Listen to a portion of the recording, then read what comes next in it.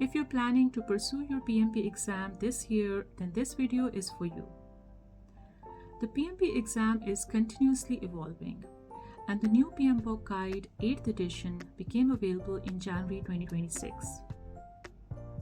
And the new exam content outline, which is now available on the PMI website, becomes effective on 9th of July 2026. So any PMP exam taken on or after 9th of July will be based on the new exam content outline. So what has changed in the new exam content outline? The new ECO places greater emphasis on leadership, stakeholder engagement, business outcomes, value delivery, and the ability to make sound decisions in complex environments. So in this video, I will be sharing some practical tips for creating an effective PMP study plan, which is aligned with the new exam content outline. So let's begin.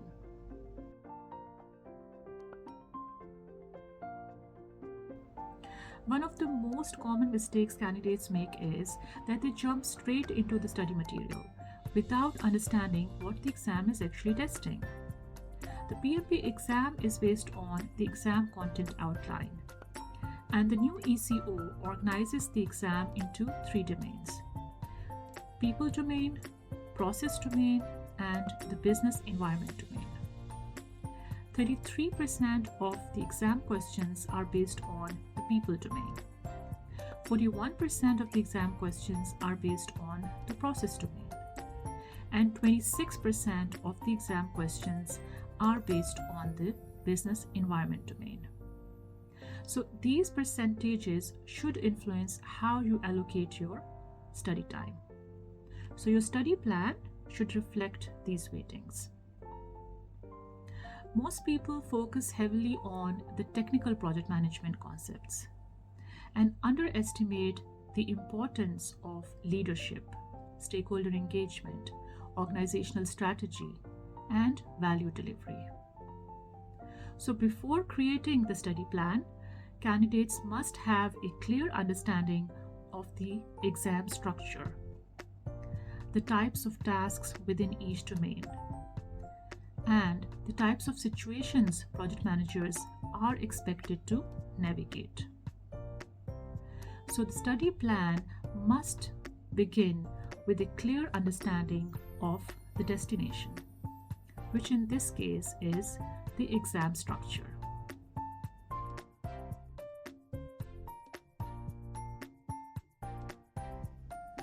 So the next step is to establish strong conceptual foundation. PMP certification expects project managers to understand how to deliver value using predictive, agile, and hybrid approaches, depending upon the context of the project. As experienced professionals, most of us already understand project planning, scheduling, risk management, and stakeholder communication. The challenge is to learn how to apply these concepts in different project environments and organizational contexts. So focus your early study efforts on understanding value delivery, project governance, leadership principles, tailoring different project management approaches, understand agile and hybrid approaches, as well as the organizational and business context.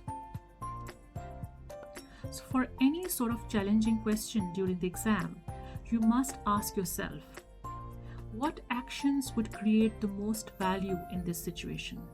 And then respond accordingly.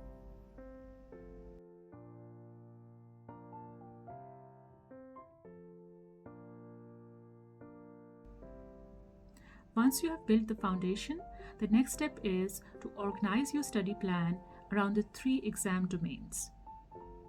For people domain, focus on topics such as leadership, conflict management, stakeholder engagement, team development, communication, negotiation, and building a shared vision. Most of the PMP questions, they are designed to assess your ability to lead and influence people rather than just managing the tasks. For process domain, focus on topics such as project planning, scope management, schedule management, quality management, resource management, risk management, procurement management, governance, change management, and performance management. So you must understand how these processes work together to deliver project success and value delivery. For the business environment domain, dedicate time to understand topics such as benefits realization, organizational change, compliance, strategic alignment, project governance structures, as well as external influences that impact the projects. This particular domain has increased in importance, and this reflects PMI's growing focus on ensuring that projects meet the wider organizational objectives. So a practical approach would be to dedicate specific weeks to each domain and also regularly revisit previously studied domains.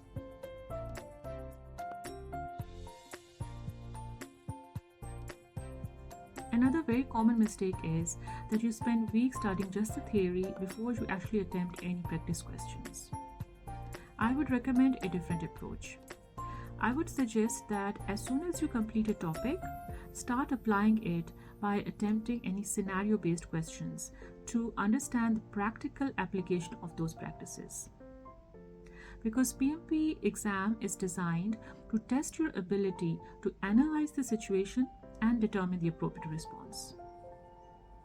In the actual exam, you will be presented with different scenarios. For instance, there could be a stakeholder conflict issue that you're dealing with, and you have to determine how to resolve it. Or there could be a governance issue that you have to resolve. Or there could be a change request that somebody has initiated, and you have to determine the right response for that. Or there could be a risk event that has occurred, and you have to determine the right risk response for that. Or there could be any team performance challenge. So in all these different scenarios and situations, you just don't have to recall the theoretical information and determine the response. Rather, you have to understand what a competent project manager would do in this situation. That thinking will help you determine the right response for your exam questions. While you're attempting your mock exam questions or practice exam questions, your focus should not just be that whether your answer was correct or incorrect. Your focus should be that what is the reasoning behind the correct answer. Understand that reasoning. That will help you develop your judgment skills, your decision-making skills, which are required in the actual exam.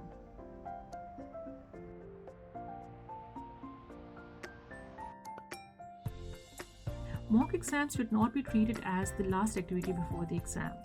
Rather, they should be an integral part of your whole study plan. I would suggest that before you start preparing for the PMP exam, attempt a mock exam and use it as an initial assessment of your skills and make it a baseline. And then plan periodic mock exams throughout your study journey. And then compare the results with the baseline. So at the end of each mock exam, analyze the results and identify which are the domains that require more improvement, which were the questions that caused more difficulty, whether time management is an issue for you, or which are the areas that caused difficulty and which were difficult for you. For instance, agile related scenarios or any other areas, and then focus on those areas. So the whole idea of mock exam is that you identify opportunities for improvement and strengthen your decision-making skills. Finally, remember that consistency is better than intensity. You may spend 8 hours studying for PMP exam on one weekend and then miss 3-4 weekends before you do the next session. That should not be the case.